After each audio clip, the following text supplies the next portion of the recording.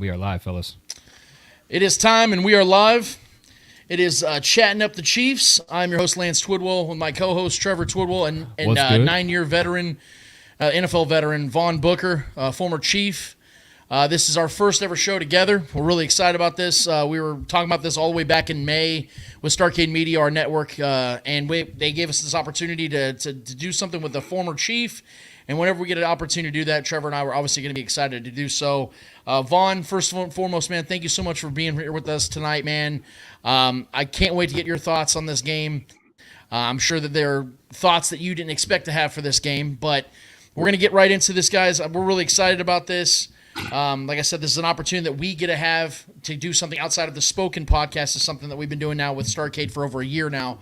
And this is just going to be something that we're going to, live action for you guys after games, good or bad. Trust me when I say this is not as easy as if, talking after a win, but it's something we're going to have to do either way. You're a fan, but you're also somebody that wants to talk about the game and cover the game afterwards, and this is what we're going to do here. Let me just start this off, and I'm going to pass it over to Book and then Trevor as well.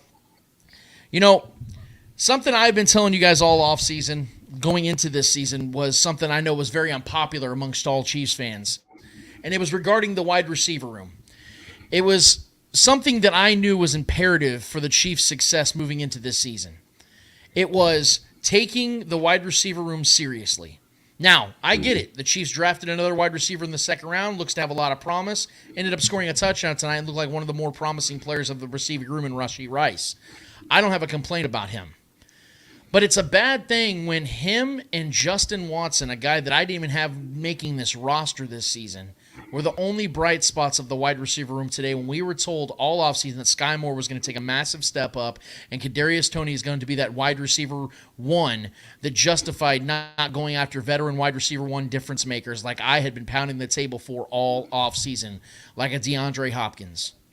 Absolutely. And here we sit, one game in, and people are already saying, Lance, we got to go out and trade for Mike Evans. Lance, how can we go and better this wide receiver room? Now, that might be knee-jerk, and it probably will be, because even as I said earlier in the game tonight on Twitter, that Patrick Mahomes is too good to let this offense be this inept all season long. It's going to eventually start clicking, especially when you get your GOAT tight end Travis Kelce back. That's going to obviously open things up. But Travis Kelce, as I've been telling you guys all offseason, is going to be 34 years old in October. You can't expect that man to go out there every single week and just put up astronomical numbers, because that's what he's going to have to do if these wide receivers continue to play like this. This defense tonight, without their superstar defensive tackle, allowed 14 points against an offense that everybody kept telling me all week long was going to come in here and drop 30+. They had this offense swarmed. They had this offense figured out at times. Spagnuolo was in his bag dialing up blitzes because he knew that was the only way they're going to get pressure tonight against this elite offensive line without Chris Jones, and they made it work. And the Chiefs still could not pull off the victory. Why? Because the wide receiver room let them down early and often. I don't want to be the guy that's coming out here swinging out heavy negative thoughts, but guys, this is the facts. This is what happened. The Chiefs lost this game tonight because of the fact that the wide receiver room cannot find ways to hold on to the ball. If I'm not mistaken, Trevor, Book, maybe you guys can correct me on this. I think the Chiefs had 6 or 7 drops tonight, and 3 or 4 of them were for Kadarius Toney, the guy that everyone's been telling me is going to be the difference maker this year. Now, he's missed training camp. He's missed all of preseason. He might be rusty. But these are balls that are hitting him right in the hands, guys. These are routine balls. I'm not if it's big, jumping up trying to dive and get a big time Odell Beckham Jr. type of snag. I get why he might drop something like that. But balls that are hitting him right in the hands, that Patrick Mahomes couldn't hand it off better than he threw it. That's a real problem to me right now, guys, in a game that I felt like the Chiefs had all the momentum going into. Yes, they were missing 2 key players, but it's banner night. You're at home. You're the defending champions. There's a lot of still good juju going for you in this game against, in my opinion, an inferior opponent that did not legitimately win this game. The Chiefs gave this game up. All credit to the Lions for pulling off the W, but the Chiefs literally handed this game to the Lions tonight. So I'm inwardly frustrated because, Trevor, you know this better. Book, you and I are still very much getting to know each other as we're doing this show. We're still new friends here, but this is something that I have been pounding the table on for a long time since the beginning of this offseason. The Chiefs needed to add to their wide receiver room, get a proven commodity in the wide receiver room. They do not have that, and I feel that is tonight's result is a result of that. That is why we saw what we saw tonight. It's very frustrating. It's a game the Chiefs should have won, and for the first time in Mahomes' career, the Chiefs Chiefs start a season 0-1. It's very weird. It's a very ugly feeling. It's a very frustrating feeling. It's going to be a very long week, and we look to see what happens if the Chiefs are going to have both their superstar players they're missing tonight in week 2 in Jacksonville coming 10 days from now. So, Book, I want to get your overall thoughts on this. Trevor, I'm going to get yours as well, and then we're going to get into the chat when everybody's in there. Whatever you guys have to say, whatever your takes is, questions are, let's get to it. But, Book, what was your overall takeaway in this game tonight, man? I would say one, starting with Tony. I don't know if Tony's all the way healthy. And I'm not saying that just because he dropped these balls. I think he really rushed himself back because Kelsey wasn't playing. I think if Kelsey was in the lineup, he probably would have sat out this game. Unfortunately, he dropped 3 balls that I remember him dropping. But that wasn't just the only catalyst that we had tonight. I think that our offensive line just wasn't up to par. Their defensive line brought to us, especially that rookie Hutchinson. I don't know if he's just that good or if Taylor is hurt or he's just not as good as we thought he was. I was surprised to see how much pressure that Hutchinson can get on our quarterback. He did a double spin move, which is uncalled for, for a starting tackle to let that happen. Our defense, I think that they held up well enough. I think we are missing Chris Jones, somebody that can come in and be an impact player in certain situations. We didn't have that tonight. I think the defense overall did a good job, but we expect more. Usually we start off our season pretty slow on defense. But offensively, we're better than that. We've always been better than that. And we expect more from our guys offensively. We can only ask Patrick to do so much. Right. And with the guys that wasn't in the game, Kelsey, and I say him in a plural because it seems to do so much for us. And we saw that tonight with him not being in the lineup. Yeah, and I mean, what I'm not gonna do is I'm not gonna overreact to week 1 with the distractions we're dealing with Chris Jones, the last minute, scratch from Travis Kelce. That's a big blow to this offense. We expected a lot of young guys to step up, and our youngest receiver did step up. He's the only one that seemed to find the end zone. I felt our offensive line played well enough to give a good clean pocket for the majority of the game. There were some slip-ups. Obviously, Aiden Hutchinson is year 2 guy, had an impressive rookie season, and this defense looks like it's improved. So I'll give credit to Detroit and their defense. They definitely brought the attitude. They were trying to get under our skin the whole time. They knew that we were short-staffed, if you will, and they took advantage of that, and they were trying to get in our head. We battled back and forth. It didn't help that we spotted them 7 on a Kadarius Toney tip drill. I'm not going to overreact to the Kadarius Toney because I know what he's capable of, especially once he catches the ball and what he can do after the catch. It was very unfortunate to see him have such a poor performance. That was a massive letdown. Sky Moore was a no-show. We didn't seem to really get much. It didn't seem like we were trying to give him the ball much. I don't know if it was because he couldn't get separation, which is what he's known for. But there was some questionable play calling as well, I think, from the offense, doing the whole Blake Bell thing on 3rd and short. It's kind of getting – people are really catching on to that play. Yeah. And I'm kind of getting tired of seeing that play. Everyone knows that we're going for the sneak or, some kind of Blake Bell trickery right there. And we got too cute at a bad time. But spotting them 7, I wasn't really impressed with Detroit's offense overall. Honestly, I felt our defense played really well. This was one of the best offenses in the league last year. And we came out and we defended our home. I think we did a good enough job. And if we had guys that can catch the ball, this is easily a Chiefs victory in my mind, especially on that last drive. Kadarius Toney he could have taken that to the house. I mean, if he catches that ball, he could have taken that to the house, and that's ball game. So I have a big issue with that. The drops. I mean, these boys better hit that jugs machine all week. We got 10 days to think about that. So very, very, very massive letdown from our receivers. Like me and Lance have been all offseason pushing to, get a receiver. We were really on the D-Hop train. We really wanted that to happen. That could have came into a big use in this game for sure. But I'm not going to overreact. It does suck to lose the banner game at home to a team that, we know we're better than. And they came in, they were taunting us, and they were, doing their dances after the game was over. And kudos to them. They won. But it really felt like we handed this one away. No disrespect to Detroit, but it really felt like we handed this one away. We couldn't catch a ball to save our life. Untimely penalties, some holding calls. And listen, man, we got some new parts on this team. We were without some major parts that were consistent guys on this team.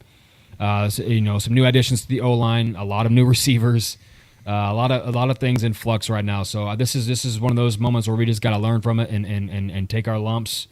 And, if we're going to be without Kelsey, it might as well be week 1. Get him right for this. We got a big game coming up in 10 days against Jacksonville, who could be one of the best teams in the AFC this year.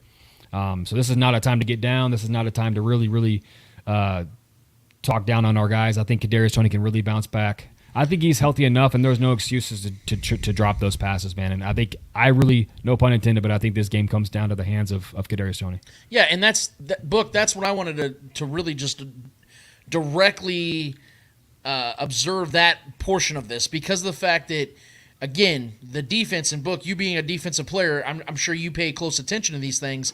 When you are down your best player on the defensive side, you hold a offense last season that was, 4th in scoring last year. You hold them to 14 points, and you lose that game with Patrick Mahomes as your quarterback. That sounds unbelievably unlikely. I mean, this is now only the second or the third time now in Patrick Mahomes' career where his defense holds their opponent to under 27 points and they lose. That's only the third time it's happened. And I think he's 53-3 now. So that it has to be something out of the ordinary for that to take place. And what is it? If you look at the actual, yes, if Chris Jones plays tonight, is the defense even better? Of course. But the defense couldn't have played really all that much better. And if you look at the offensive side of things, yes, if Travis Kelce is there, yes, they probably win the game. They probably score 28, 30 points. But the point I'm trying to make is the same point I'm making for 6 months. You can't rely on one player, especially when they're in their mid-30s now, to be the ultimate difference maker. You have to add to that. What made this offense so unstoppable from 2018 to 2021? It was the fact that you had 2 monsters for Patrick Mahomes to throw the ball to. It was Tyreek Hill and Travis Kelce. Now, the Chiefs overcame the loss of Tyreek Hill last season, but they also had guys like Juju Smith-Schuster that could fill in and be a guy that you could rely on, a veteran wide receiver. The Chiefs do not have that. MVS is a boomer bust kind of player, a solid guy, made a hell of a catch tonight. Made a hell of a catch to be able to hold on to that ball. But that's not enough. When you're leading, the guy that led in receptions tonight is your running back, when MVS, who had 48 yards, is the leading receiver, when Kadarius Toney, the guy you traded multiple thirds to get, has 1 catch for 1 yard, this is not acceptable, especially against a defense that gave you multiple opportunities to score. Like Trevor said, you catch that ball, it's house. That's 7 points just waiting for you.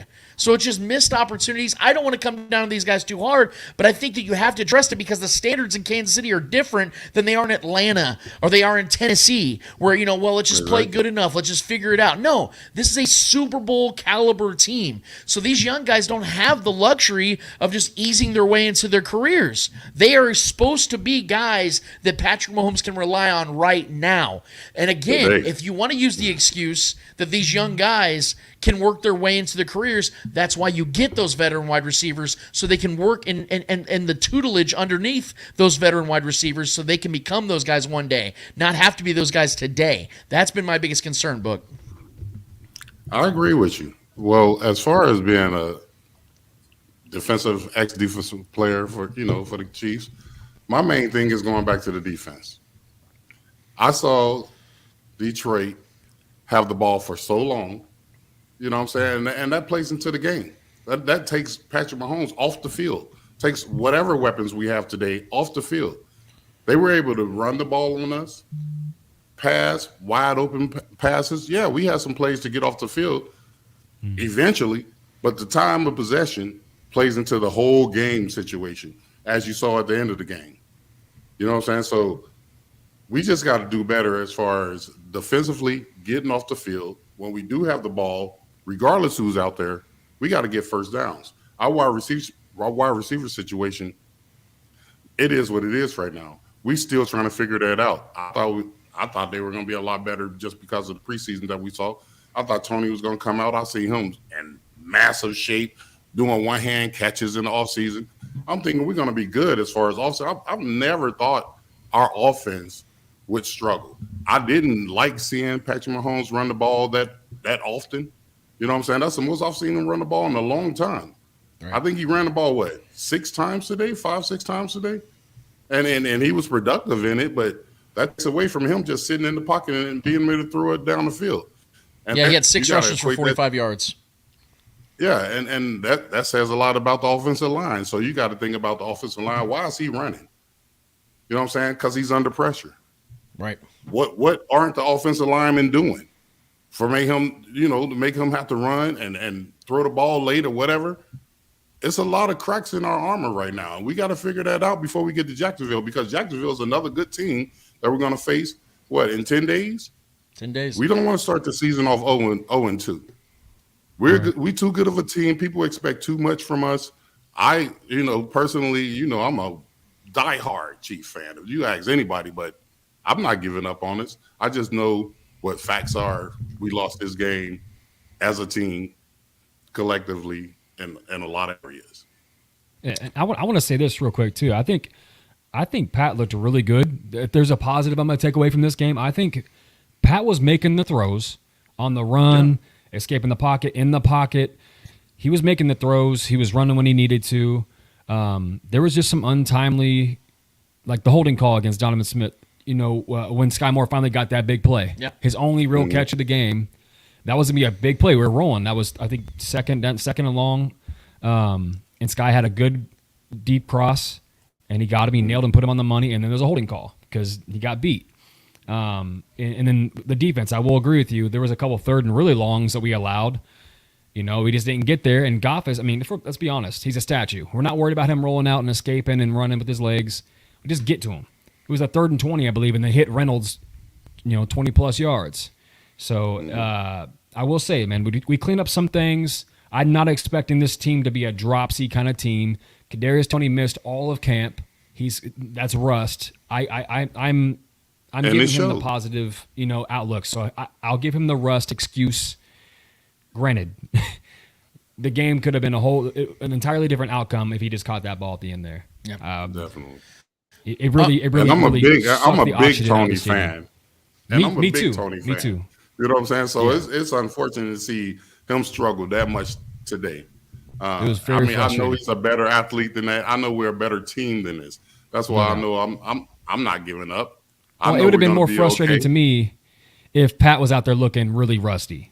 But Pat was making the throws. Pat looked confident. We just had some drops and untimely, and then the tip drill interception to the house. Well, it's tough. Let me say this real quick too, because I know that and Vaughn, this is maybe because of my lack of actual NFL experience. I know you played a long time in the league, so you see things differently than I do. I see it from a fan's perspective, and I don't want to keep sounding like I'm just trying to vehemently defend the defense here, but one defense we gave the Chiefs defense last season was, they gave up a lot of yards. They were right down the middle in yardage last year, which isn't very good for a Super Bowl winning team. Usually Super Bowl winning teams are in the top 12 to 10. But they didn't give up a lot of points. They were giving up like 21.5 points a game last season, which you're giving Patrick Mahomes ample opportunity to win games. You're only giving up 21, 22 points a game. They didn't give up really 14 points at all, or 14 points tonight without your best player, and I keep hammering that point home because of the fact that you do that 99% of the time, you're going to win this game.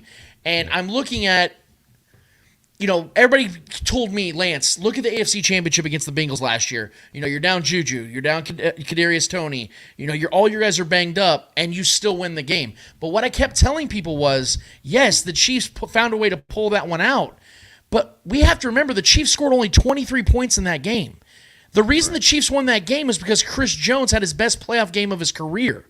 He went off and dominated Joe Burrow. The defense won that game. Yes, then the Chiefs go and score 38 in the Super Bowl, but 7 of those points were also a scoop and score from the defense. This is why Tom Brady has 7 championships, because he had defenses that made big plays in big moments. So the defense tonight was good enough for this game to be won. I agree with you 100% that there was times where these drives just drug on and drug on. I mean, hell, that first half lasted like an hour and 15 minutes. It flew by because the Lions couldn't get off the damn field. But at the same time, they were preventing them from getting in the end zone time and time again, like we've seen other defenses in the past for the Chiefs do. So I'm going to give them all the credit here. The defense did more than enough to win this game. I'm not giving up on the Chiefs, obviously, either, because I know this team's going to start clicking. They're going to go on a long winning streak, and we're going to be sitting here celebrating, smoking stogies on this show throughout the season. It's going to happen. But this is very frustrating because I don't want to make it sound like I've been nails on everything, because I've been wrong about a lot of stuff this offseason too. But this was my biggest worry of the offseason, was the fact that I was afraid that Patrick Mahomes was going to have to put too much on himself and Kelsey was going to have to put too much on himself for this offense to be able to be at the top level they're normally at. Is they don't have that third, fourth option at this time. Maybe one of these young guys do pop into that. Maybe Rashee Rice is that rookie receiver that finally becomes something in Andy Reid's offense, because we don't see rookie receivers in Andy's offense really do much. We saw Sky Moore last season have 250 yards and 0 touchdowns until the fourth quarter of the Super Bowl when he finally scores a touchdown on a corn dog play. Like, they've got to get more production out of these guys. I heard all offseason about Justin Ross being a superstar. Had one catch tonight. And I like the kid. I like all these kids. I want them to flourish. But if I don't know what you are, I can't sit here and just assume that these guys are going to become 1,000-yard receivers that Patrick Mahomes can rely on in a crunch time like this. Because tonight he couldn't. Because Trevor's right. Patrick Mahomes was awesome tonight. He was putting the ball on the money. He was making plays. He was creating with his feet. He was Patrick Mahomes tonight. But even that wasn't enough. You can have all the time in the pocket you want. He was getting like almost 4 seconds in the pocket per snap. That's more than enough time for Patrick Mahomes, more than he's ever had in his career. And it didn't matter because he didn't have guys that could catch the ball tonight. And that is something that we need to be looking at as we go into this Jacksonville game and moving forward into the season. And if it doesn't get better, they are going to have to start figuring out maybe options out there of trading for guys going, because they traded for Kadarius Toney last season. What's to say they can't make another trade to try to get some juice in this offense? But I want to get to the chat. I want to get to you guys because I know that's starting to fill up. Let's get to some of these comments, Trevor. I mean, I don't even know where to start, bro, to be honest with you. There's a lot of action going on. Put my glasses on for this one. I know they talking some crap. Yeah, I mean, it's a carousel of comments going on. They were talking about, somebody said we didn't bring up the 3rd and 2 play. That was one of the first things I mentioned. I'm getting tired of the Blake Bell thing too. I think we've been doing it for a couple of years, the sneak. So I'm with you guys on that. That's something we need to change in the playbook there. But there's just a lot of comments right now, bro. There's not a lot of questions. Then let me address that book. I want to get your thoughts on this too. That play, we talked about this preseason when it didn't work in the preseason. We're like, guys, this is an archaic play at this point in this system. The NFL knows that play. Like, everybody pays attention to what Andy Reid does because every year he comes out with some new wrinkle, and then the rest of the league starts copying it. We saw this 2 years ago when he started doing this with Blake Bell. We think, oh, that's pretty cool because Patrick Mahomes injured his knee a few years ago by doing this. I get why they're trying to avoid that happening. You get 6'6", 250-pound Blake Bell to do it. It makes sense. But now everybody knows it's coming. And you saw it again tonight. You saw it in the jet sweep play with Kadarius Toney on that 3rd down, and that double reverse play they had in the red zone that went nowhere. I mean, these are the things that Andy Reid keeps doing that I don't get for the life of me. Like, Andy Reid is the coach there's no other coach I'd rather have. Trust me when I say his weaknesses are most guys' strengths. My point, though, is this is something that I think Andy refuses to move off of, and it can be a detriment because tonight it played its part in this loss. Because these were key pivotal moments in this game where the offense could have converted on 3rd and 4th downs that they didn't to extend drives that ultimately could have been scoring drives. Book, why do you think this continues to be a problem for the Chiefs? Man, why can't they just use this elite offensive line to get 3 to 5 feet and get a first down, man? I think it's simple as we just got to stop being a gimmick team. We got away with it for a couple of years, right? When you're the new team doing something new and nobody else has ever seen it, of course you're going to get away with it for a couple of years. Now that it's even teams that's running our whole offense that we did years ago. Same plays that our defense should just come out of the huddle, see the formation, be like, oh, man, we practiced against Mahomes in practice. I know what they grade run. We got to get past that now. The gimmicks is over. It's time to be Patrick Mahomes, who's always going to be a great quarterback. Get us some solidified wide receivers.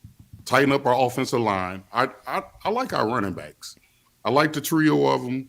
I don't have a problem with Edwards-Helaire coming in, doing his thing, McKinnon, and then Pacheco, doing their thing. So I'm cool with the running backs. I'm really, really worried. And I don't know if I'm the only one seeing this out of the three of us, but our offensive line scares the hell out of me right now. I know it's week one. I know it's the first time that they really playing together. You know what I'm saying? But I don't like seeing Mahomes running. You know what I'm saying? I know he can run. I don't mind when he does run, but when he have to run, that worries the hell out of me. Yeah, you know what I'm saying? shorts. And and Chris Collinsworth, he I ain't even get into that. but he mentioned a lot about Taylor's alignment. As a defensive lineman, I would have made sure the refs knew he is off the line. And he was leaving early. So I guarantee you Jacksonville next week, they're going to make sure those referees know Taylor is lining up off the line. Them penalties, that'll kill you on a nice drive. And he's leaving a snap early. Every play almost, except for run plays. And they called that out on the TV. And I noticed it before they even mentioned it. I'm like, man, that was offside. They didn't call that? So we got to tighten up some things and stop sugarcoating things. We got to stop being this trick play team. People know us for that. Now we just got to go out there and play football with the best players we can bring in. And that's what I'm looking forward to. And, Book, I do agree with you. I think there is room for improvement for the offensive line. I will give them some credit. Aiden Hutchinson is going to be an absolute stud in this league. I think he already is. I think he's one of the 10, 12 best pass rushers in this league already. Dude's an absolute monster. He was wreaking havoc all night. I thought Jawan Taylor did about as good as he possibly could. That's why he kept getting that early jump, because he needed every second he could against that kid. We had to start chipping on him. Yeah, I feel like this also goes back into play calling, though, is that you're having Patrick Mahomes sitting back there, looking. There's no separation, so he starts chucking it downfield. I feel like if you start drawing up some plays where you have more of slant patterns, where you have some things that are a little bit more on the fives, because you even saw it later in the game when the Justin Ross and Richie James receptions. It was those quick one-step drops. Patrick gets the ball out. That helps the offensive line. That gets the offense a little bit in fluidity where you're keeping the defense on their heels, because you're not just letting them, just pin their ears back, go after Patrick because they know he's going to hold the ball for 3 to 5 seconds. This is, ironically, how Patrick got hurt in the playoffs last year. Everybody wanted to crush Orlando Brown for that play that Arden Key got him on, but if you look at the play, Arden Key works all the way around the offensive line. It takes 5 seconds for him to get to Patrick. That's not on a left tackle at that point. You're going to hold a guy for 4.5, 5 seconds? That's not realistic. And when he goes all the way there around the offensive line, he hits Patrick because Patrick holds the ball, and then hits Noah Gray for 4 yards. So these are the things I feel like they need it, because you mentioned the gimmicky stuff. It's a catch-22, because Patrick will make all these unbelievable plays out of some of these broken plays, off-schedule plays, but with that sometimes comes you have to kind of protect him from himself, because I feel if you don't have any structure in the offense, he's just going to hold the ball and wait, and tonight proved that even if you have a protection and time in the pocket, if you don't have guys getting open, if you're not drawing up quicker, more efficient plays, you're not going to go anywhere offensively. And that's the problem that I think the Chiefs ran into tonight, is they didn't have guys creating separation. There wasn't quick plays. It just looked like guys running deep routes, hoping that Patrick's going to find them deep because they think they can beat these, inept cornerbacks outside of Gardner Johnson. And that isn't the reality of what took place, man. I mean, honestly, it was so bad that the pass interference play on Justin Watson, I don't know if the Chiefs have ever needed a pass interference penalty more in the Mahomes era than that one tonight, because that gave them life for the first time in 2 quarters. And that might have been one of Pat's worst throws. It was underthrown. Exactly. He had to come back, and that's why he made the contact, if we're being honest. But I think our receivers were getting separation. We were just dropping the damn ball. That's what it all comes back to. I think this is why I'm taking the positive approach, the optimistic approach at the end of this game. A lot of things, untimely penalties, dropped balls. I'm still curious to why we didn't even try to get Sky Moore the ball. Like you said, get the ball out quick. Some zone blocking type stuff, block downfield, let him create after the catch, or even Tony get the ball, or Kadarius Toney get him the ball, let him create something. Get the ball out quick. We didn't really do any of that. I know they were playing a lot of press, and they were playing some zone, trying to take the underneath game away, which they did pretty well. And we were beating them over top. We just kept dropping the balls when we were beating them over the top. But yeah, I'm taking the positive approach here. Looking forward to the rest of the season. I don't think this is going to be a trend. I think our guys are. We know we can't overreact to Kadarius Toney. He was absolutely the GOAT tonight, and in not a good way. He was the one that was to blame, I think, the most, if we're all being honest with ourselves. But when we fell in love with Kadarius Toney, when he was the guy that adjusted his gloves and got up and got that high point ball, and he's made some trick plays and scored his very first game with us. We loved him for those things. We got to be able to take the good with the bad with the good with him. So I think he had a really rough night. He was rusty. He missed all of camp. So I think we just need to take our bruises and just move on and look forward to a big game coming up in 10 games against Jacksonville, man. Book, I want to get a positive that you saw from tonight, and then I kind of want to lightly touch, unless we have some people in the chat with questions, lightly just get your theory on what's going to happen with Chris Jones moving forward. I want to get my positive tonight that I actually saw. I absolutely loved what I saw from the edge rushers tonight. I thought George Karlaftis and I thought FAU looked really good off the line.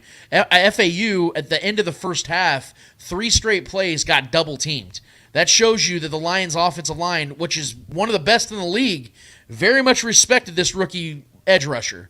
I'm not saying that he was, Julius Peppers out there, but he looked very good for his first game of his NFL career. And Karlaftis looks like he's building upon what he did last season. I know he's been working with Tamba Hali in the offseason. I think it's the fruits are starting to bear a little bit in that regard. And I really like what I saw from those guys. And I think that's something to definitely build upon, especially if the Chiefs are to be without Chris Jones for any extended period of time. What did you see tonight that may have been a positive? Positively, I thought the defense overall played well.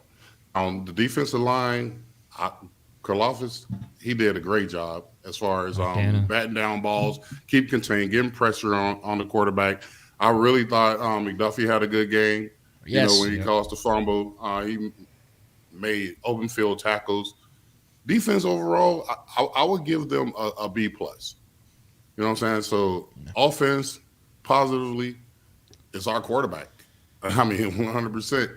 Our wide receivers, they struggled. We had some shining points. We had some points where, they just didn't, make the catch. But positively, our quarterback on offense, our kicker, he's Booker. He's a good kicker. So yep. I would say those are my positives going forward. Next week, I just think, Andy, we just got to tighten up some things. We got to be real with ourselves. We got to, point fingers where fingers need to be pointed so these guys can get on the same page and we can come out as a team. I just feel like Detroit first 20 plays was better than our first 20 plays. Yeah. And that's just being a football player looking at the game. Sure. Yeah, I mean, overall, for me, the positives, I think the defense was definitely a positive. I mean, you're without a Hall of Fame talent in Chris Jones. He's the anchor of this defense. If he's out there, I don't know how much points we allow, if I'm being honest, because that only helps the secondary, and we spotted them 7. So overall, I think McDuffie played great. Amon-Ra had a good game. He scored, but Amon-Ra St. Brown, who is a budding star in this league, is a rising star as a receiver at the receiver position in the NFL. He had 6 catches for a little over 70 yards, which is not a big game for him. So I think overall, we got gashed a couple times in the running game. We struggled in the short yardage games later on. We allowed that first down in that last drive. But, I mean, at that time, it's late in the game. But I liked what I saw from our defense overall. I think it's something to build on, especially, like I said, being without Chris Jones. Another positive, I thought Noah Gray had some good plays. After the catch, he had some wheels to him. You know what I mean? I thought after the catch, that big play, he had some burst. Blake Bell made some good catches as well. Yeah. So I liked what I saw of the tight end position, if I'm being honest, with the vacancy of Travis Kelce. I thought those guys stepped up and made some big plays. I really wanted to see more out of the receivers, man. There's nothing good outside of Rashee Rice. He took advantage of his opportunities, so that's something we can build on with him. Maybe he becomes the guy. That would be – I don't care who it is.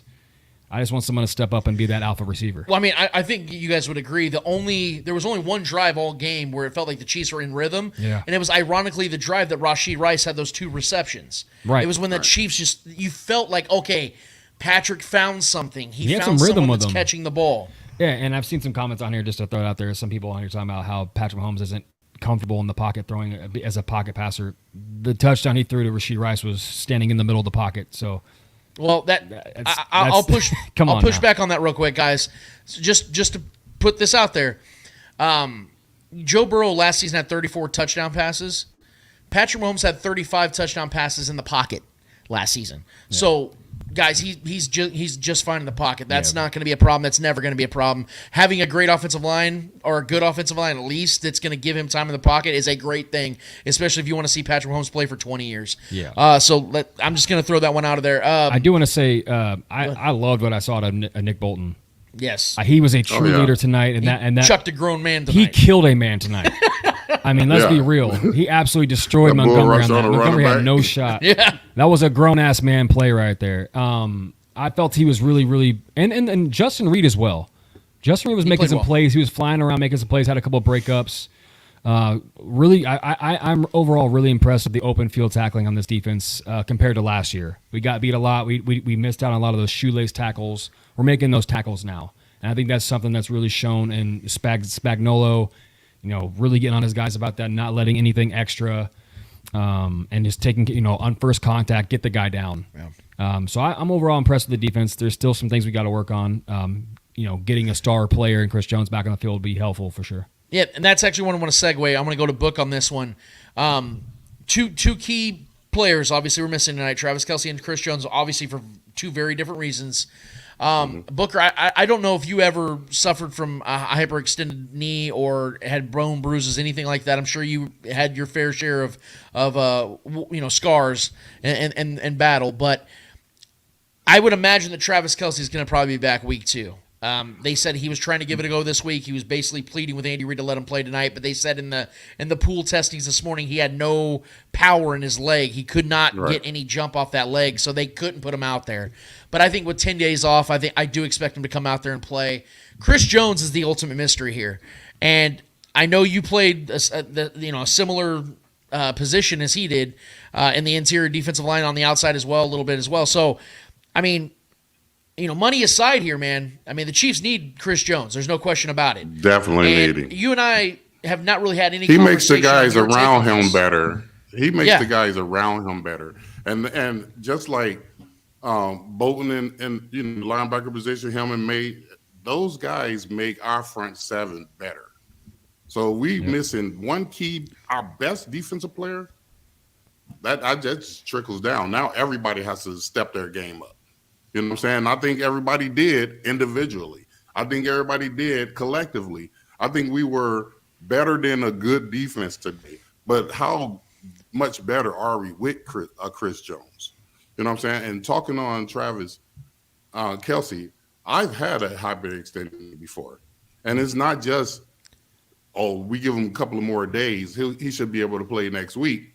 It's really individually, injury per person kind of thing. So we just have to see, because I've had that and I can still feel mine when it rains. Wow. So today. Yeah.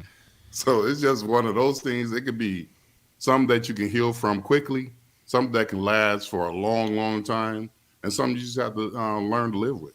So I'm assuming you think that even if Travis was to play week 2, this is going to be something he feels all season long, more than likely, correct? Well, like I said, that's an individual thing that he's going to have to go through it. I don't know how he heals. You know what I'm saying? We'll just have to see how fast he heals. And it seems like, all the treatments that they doing today is way better than what they did when I was there. So, I mean, we just saw Mahomes and what he did on his ankle last year. So, we'll just have to see. I know we need him. Are you expecting Chris Jones to be back anytime soon, or how do you see this playing out? I think the negotiation should step up, especially after this game. Just not because the D-line didn't show up, just because we know what Chris Jones is. Chris Jones is one of those players that's once-in-a-lifetime kind of guy. You know what I'm saying? Derek Thomas kind of guy. Bosa kind of guy. So I hate that it's coming down to money, but Chris Jones feels that that's his worth. And nobody can tell him that. And we know what his worth is to us as a player on our team, and we wish he would come back. Yeah. We'll just have to wait and see. Hopefully, I know he's in town. I know they hadn't talked what they said in over a week and a half. So hopefully tomorrow negotiations get back on track, and we'll see him in Jacksonville. Yeah, I think that now, and I don't want to sound reactionary because of the loss, but you have to think that the team and him are now going to have to figure this out a little bit quicker, because if the Chiefs were to win this game and the defense looked this good, then you're thinking like, okay, well, the team's still going to – I don't think the Chiefs are going to budge regardless, but I think that the negotiations are going to start to speed up a little bit now, because whether we want to admit it or not, this was a pretty bad loss tonight.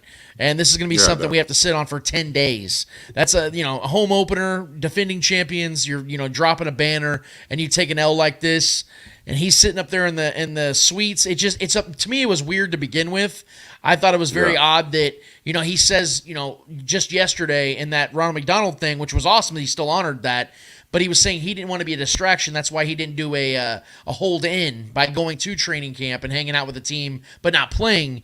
Because he didn't want to be a distraction, but then he goes to this game, and he knew that NBC's cameras were going to be panning to him every time something happened on the defensive side, and they did. Right. So it was a distraction. It was just a very weird thing.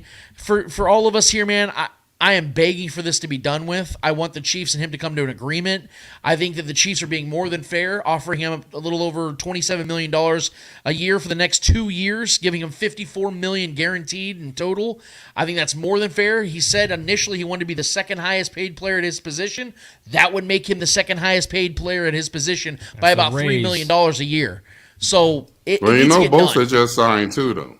Yeah, and I know that people think that automatically means that Chris Jones could use that for his stance, but for me, I think if the Katz brothers, his representatives, were going to use Bosa, which was inevitable to get his extension, if they were going to use that against the Chiefs, they would have never tried to make this happen before Bosa got his money. They would say, we're going to wait until he's done to see what happens, just like Burrow did with Herbert and Jalen Hurts and Lamar Jackson.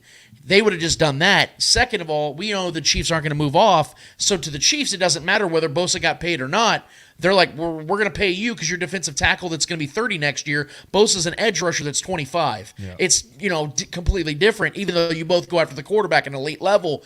You're older. You play an interior defensive line position, which is great, but edge rushers oftentimes are more valuable to building a defense on the normal occasion. We know that Chris is a unicorn, but on a normal occasion, it's edge rushers that you value more times than not. So I think if you're asking me right now, and I know it's late on a Sunday night or a Thursday night now, I think that we will see Chris Jones playing against the Jacksonville Jaguars. Maybe I'll be wrong, but game checks are game checks at the end of the day, and he's going to be losing over $1 million per game.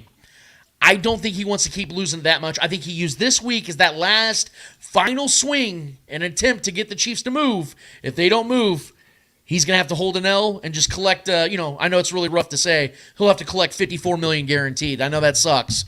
So, he'll have to just hold on to that one. But that's my theory book. Maybe I'll be wrong. I don't know, Trevor, if you agree. When do you see Chris Jones coming back? I'm done trying to play the guessing game here, bro. I don't know. I think at this point he's willing to miss out and watch that. What he could have contributed to possible helping us get a win out there. If he's willing to do that, he said week 8. I know talk is cheap a lot of times, but I don't know what this guy's willing to go with the links. That and he feels he's worth a certain amount, and if he's going to hold out, he's going to hold out. I hope he gets here for Jacksonville because man. We thought this offense was good. Yeah. They got that offense with now Calvin Ridley, Travis Etienne running the ball. That's a tough squad over there. And then Doug Peterson, arguably one of the best coaches in the league at this point too. So we need him back as soon as possible. And I will say too, missing not only him but Amenahu. I think Amenahu being out there tonight would have been a massive, because we saw how good he looked in the preseason. Had that juice out there tonight, that would have been a whole different thing too off the edge. So. I don't know, man. I'm done trying to guess when Chris is going to be back. Yeah. No, I'll say one. Go ahead, Book. I was looking for Amenahu. I didn't know what was happening with him. I didn't know he was going to be playing. Yeah, But, he got that 6-game suspension, man. I missed that one because I sure was looking for him. Yeah. He's going to be a difference maker. I before we got the suspension handed down, we all knew he was going to get suspended because he had that situation back in January earlier this year before the Chiefs ever signed him, obviously. So you figured he was going to get 2 or 3 games. Man, initially, I told Trevor I had this one in the chamber. I was going to predict Omena, who was going to lead the team in sacks this year. He looks so good in the Yeah, preseason. he looks like a monster. Good. Yeah. And one final thing here before we get out of here, guys. And again, everybody that's hanging out with us tonight, we really appreciate this. I hope you guys are going to enjoy this. I know tonight's kind of a shitty night to talk about this stuff, but trust me, the Chiefs are going to have plenty of wins. We're going to be, like I said, I told Book before the night, I was like, bro, grab a stogie. We're going to celebrate tonight. Got a little cocky. We'll save it for next week. But I saw a comment here from our guy, James T. Kirk. He asked about Clyde. I don't see anything good with CEH splitting reps. Any thoughts? Guys, I have to make this clear and obvious. Trevor, there's a reason why I said in our prediction show this last week that I believed that Clyde was going to lead all running backs in rushing yards for the first month of the season. I know that a lot of Chiefs fans don't like Clyde. I understand. I know the context. He was a first-round pick. It was questionable at best, and it didn't pan out. But we have to understand, guys, that Isaiah Pacheco is not right yet. He's still battling back from that torn labrum. I believe he had a hand injury. He had lower leg injuries. He's been battling with injuries. The Chiefs have to have somebody out there, a body out there. And Jerick McKinnon's going to be 32 years old, and he's not a bell cow running back anyway. He's more of a pass option kind of guy. I thought Clyde looked fine, man. I thought Clyde looked fine. And to be honest with you, I felt like he didn't get enough opportunity tonight to really do what he needed to do. That first drive, he was moving the ball. I think that we need to understand the context of why he's still on this team. It's because he has to be. If Isaiah Pacheco was 100% healthy, it would be McKinnon and Pacheco, and then you worry about the third position and whatever. Clyde plays a role right now, and he's going to continue to play a role until Pacheco is back to what we know him to be. But even then, as I've been telling Trevor, I've been telling a lot of people, you guys better enjoy Pacheco while we got him.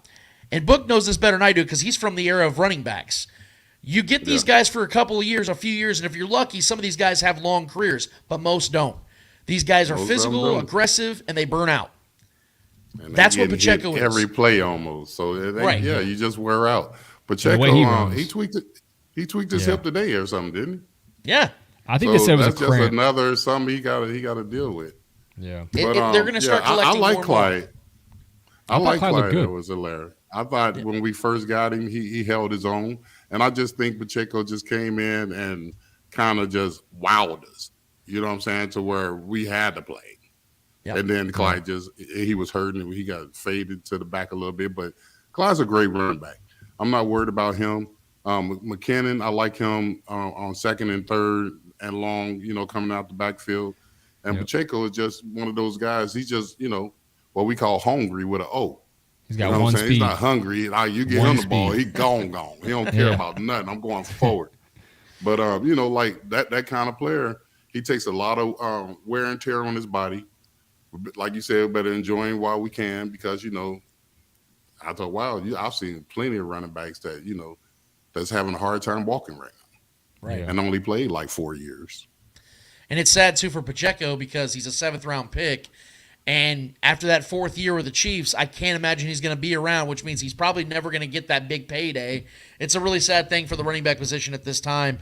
One final question here, and then we're going to get out of here, guys, I promise. James T. Kirk asked, Gwen, it's only week 1, but if you guys were Brett Veach, when would you make a call for an in-season veteran addition to wide receiver? Guys, I'm sorry. It's too late now. I think the Chiefs made their bed. Maybe they do get it. Maybe they make another type, like Kadarius Toney type of trade. I don't think they're going to get a Mike Evans. I don't think they're going to get a guy. I think they had an opportunity to get a D-Hop this offseason that I was preaching about all offseason, and they didn't do it. Because everybody else, the Chiefs were set at wide receiver. They have everything they need, right? This is what everybody's been telling me. So this is what they have. So they got to make it work.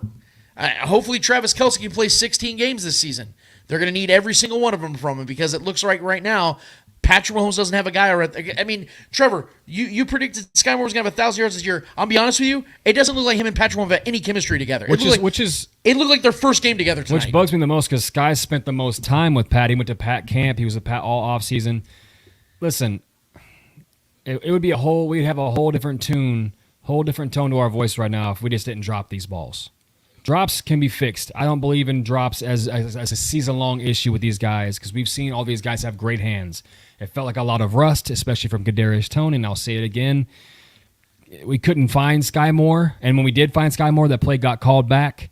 It's a lot of it felt like a lot of rust. Pat looked good. Pat looked sharp, but the receiving core connection was just not there. NBS had a decent play. Spotty plays here and there. The tight ends look good in my mind. If Kelsey was out there, this would be a whole different thing just because there's that safety. But I'm seeing the positive. There's a whole lot of negatives we can look at as well. But we got Jacksonville, man, in 10 days. So we got to fix these things. We cannot, if we drop balls against them, we're going to get blown out. So I'm looking at the positive side. I'm not looking at these drops as a trend at all. I agree with you. I think it's just going to take some time with Pat having some one-on-one, just getting to know his guys like he knows Kelsey and how he knew Juju last year and those guys. But I think we'll be okay eventually. It's just we got to do it right now. We should have had it in the preseason. Unfortunately, we didn't. We had some people that were hurt. Now we're just trying to make things happen. We got to get on board right now. Otherwise, like you said, next week it's going to be woo. Right. It's back to the drawing board. Jacksonville for real. Jacksonville for real. And everybody that's going to play us is going to bring their best game.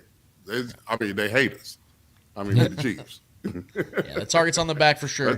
Heavy is the crown. That's what happens when you win Super Bowls. Heavy is the crown. Yeah. Well, guys, we're gonna end it right there. I think it's been about an hour now. It's absolutely flew by because this was a ton of fun, even though tonight wasn't a ton of fun.